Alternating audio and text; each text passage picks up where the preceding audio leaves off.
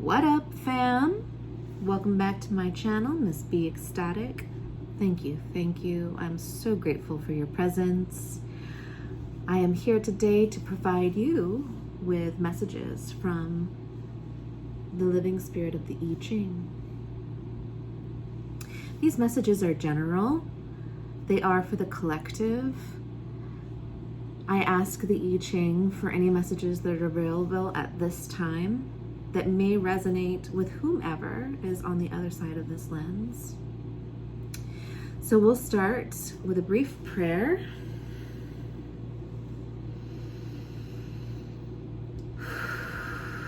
Clearing our energies. Taking a nice deep breath, nice cleansing deep breath.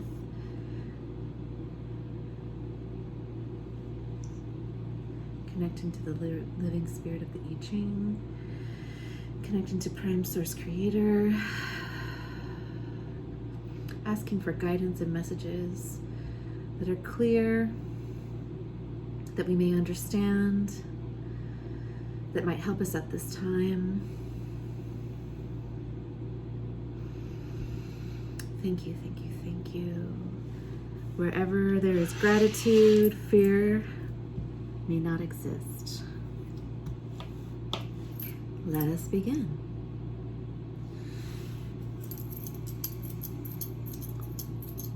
Beloved Creator, what messages are available to us at this time?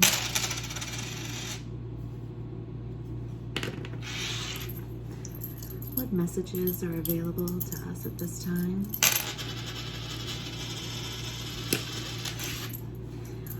What messages are available to us at this time?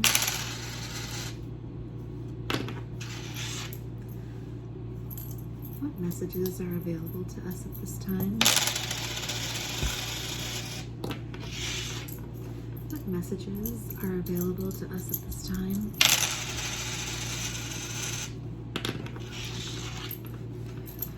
What messages are available to us at this time? All right. 6 tosses of the coin give us 6 lines. 6 lines are hexagrams. The bottom is reflective of the earth. The top is reflective of heaven. And on the bottom in the earth trigram, we have fire. And on the top, we have 3 young lines.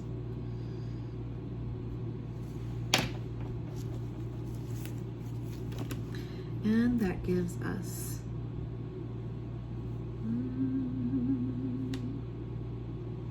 the hexagram 13.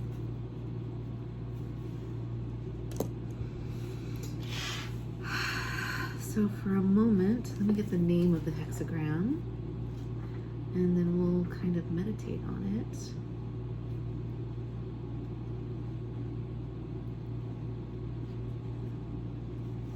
Okay, so in this translation it is companionship.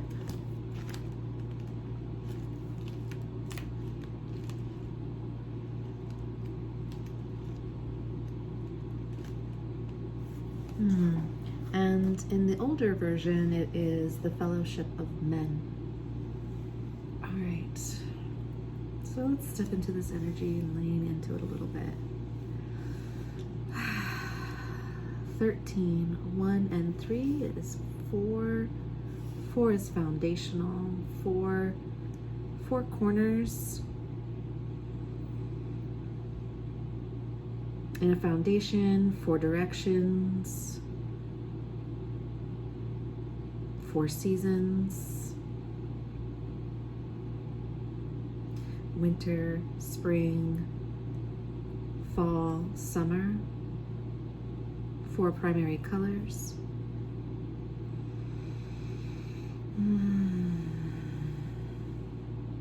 I feel the fellowship of men, of humanity. And with fire here on the bottom in the earth, it is the spirit of man. And with the yang energy coming down from the heavens, there's a very almost like creative messages, creative inspiration that ignite the fire of man. Perhaps keeping the fire.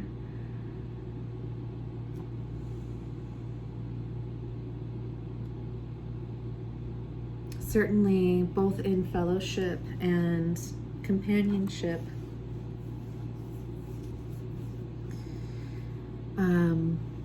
there is an understanding,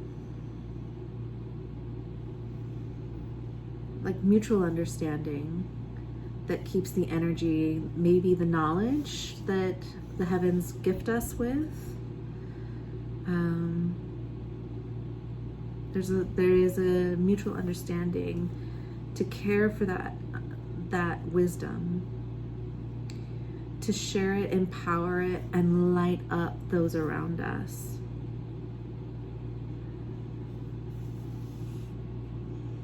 That feels really good.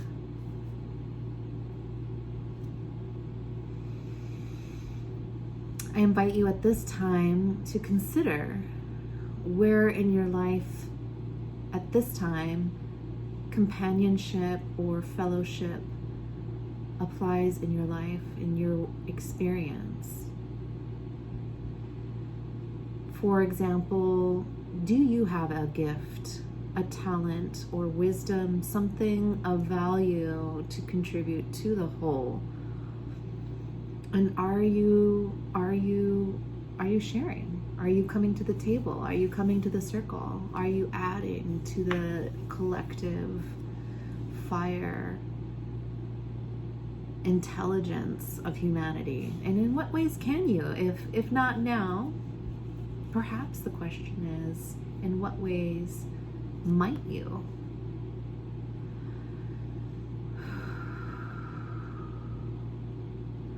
Certainly in these times, whatever time you're living in or viewing this, from whatever perspective you may be coming from,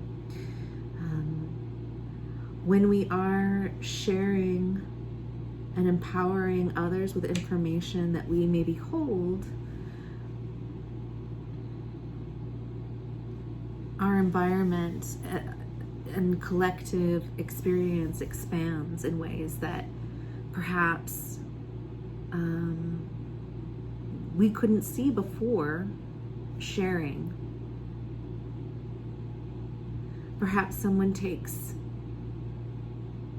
the knowledge of the I Ching and uses it and applies it in another way.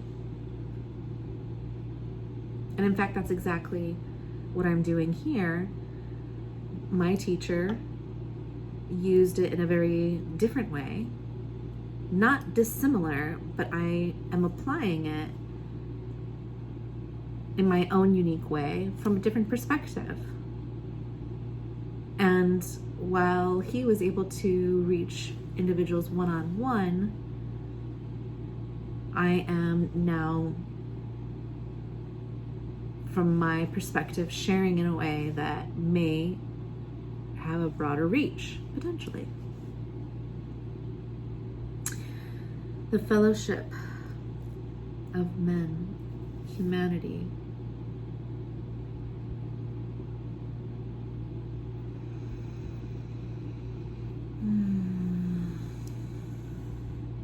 So certainly in a group, in a fellowship, in companionship, there's leadership.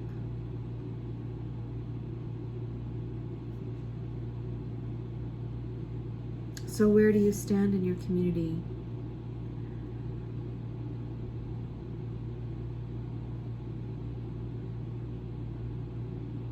And not necessarily that we each play the part of leadership or leader. However, we each have strengths to play to the betterment of the whole.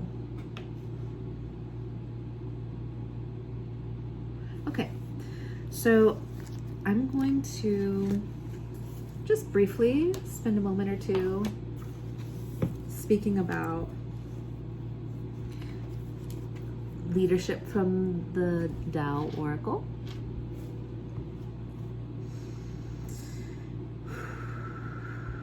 The focus is on human relationships. How each person can best realize his or her individual potential within a love relationship, a family, or a larger community, and how a gathering of individuals can come together and function as a harmonious whole. Beautiful. Working together toward common goals strengthens the connection between people and enriches the larger community. There is a special warmth that comes from combining forces or gathering together with others of like mind. It is easier to withstand hardship with the support of the community, and the joyful moments of life are even sweeter when they can be celebrated with friends. Put quite simply, we need one another. Our individual qualities are uniquely ours, but they are polished and refined through the interaction with others.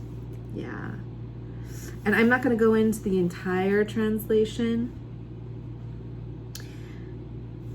but I will read the last paragraph here. In an atmosphere of trust, in fact, no one is monitoring how much is given or judging what form a contribution should take. In an environment where comparison is the rule and where the norm is for everyone to be constantly measuring himself against the other guy, trust is impossible. So that is the caution of this I Ching. We ought not judge, measure tit for tat who gave what, when, where, and who,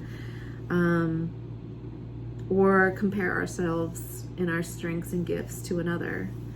Every individual has a part to play in the greater scheme of things, and although the structure might be needed for the smooth functioning of a group in terms of leadership and companionship, it has nothing to do with hierarchy. Real unity, the kind of unity that distinguishes a community from a mere crowd, lies in the profound quality of mutual respect and a deeply felt recognition of a value for each other and every participant. Finally, a spirit of harmony among friends, between lovers, or within a community needs to be centered around a core that serves as a kind of invisible glue to hold things together. This can be an individual who is loved and respected by all, or it can be a shared understanding and vision of life that moves in the hearts of each. Again, this hexagram is asking us to contemplate on ourselves in community, ourselves in relationship, ourselves in leadership. Where are we comparing ourselves to others, judging ourselves or others harshly? Where can we apply fellowship? And in what ways do we wish to apply fellowship? In what ways are you currently experiencing companionship and community?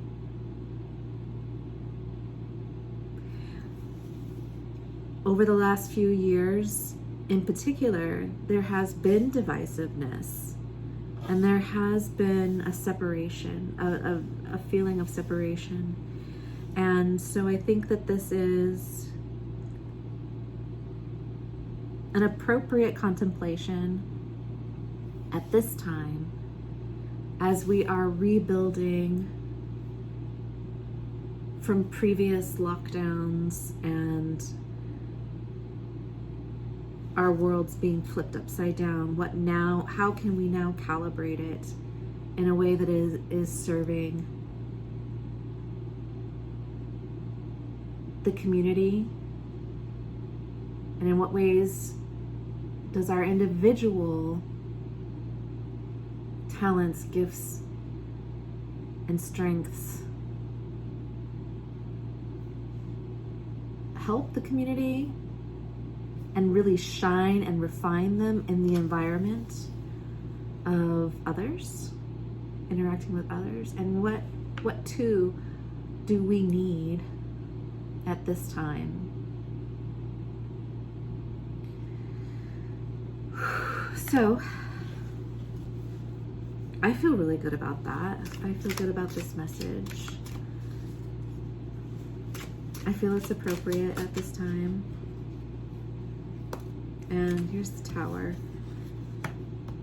So the Tower speaks about upheaval. It speaks about destruction of our old beliefs, ideas, our old realities, things that we thought, just our perspective of what was real, certainly has been shattered. Certainly at this time is going through a deep transformation. Perhaps over the last few years, or at this time even, you're experiencing a shift in who is in your community, who you're in relationship with. The Five of Swords was turned inside of the deck, and so yeah, there's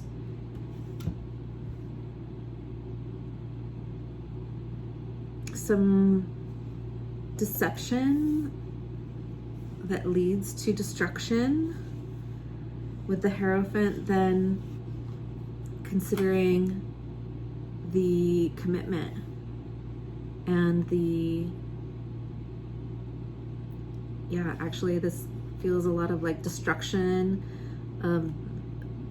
and deception and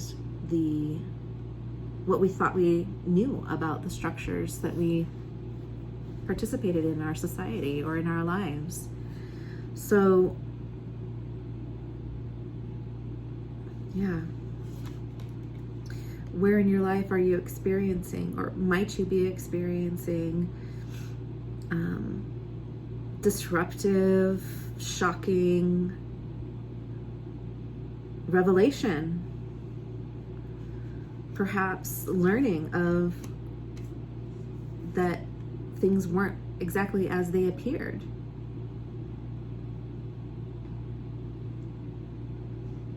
Where in your environment, where in your relationships, where in your contracts, either business or otherwise, have you perhaps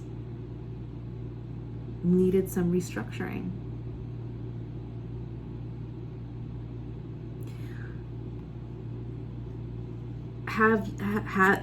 Having gone through this, who is your tribe?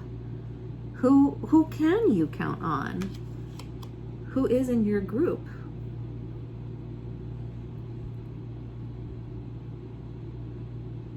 And if you don't see yourself, or if you see yourself walking away from a group, or having to walk away from old contracts, old beliefs, any outdated systems that you grew up with, perhaps it is you that we're waiting for. Where do you see yourself in fellowship? Where do you see yourself in community? What do you need from community or fellowship? Perhaps it's you that we need. Perhaps you're the one to create fellowship. Perhaps you're the one initiating a new fellowship, a new structure, a new circle to light your own fire to share your wisdom,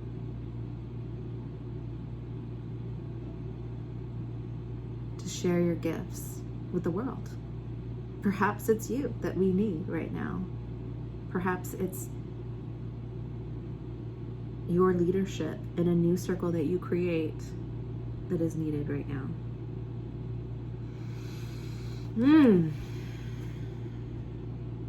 Yeah. Fire. I feel it. All right, y'all. I so appreciate you watching up to this point. If this resonates with you, please give it a like. I'd love to hear your thoughts down below in the comments. Tell me about what your community looks like. Tell me what you need from your community. What did you get from this reading?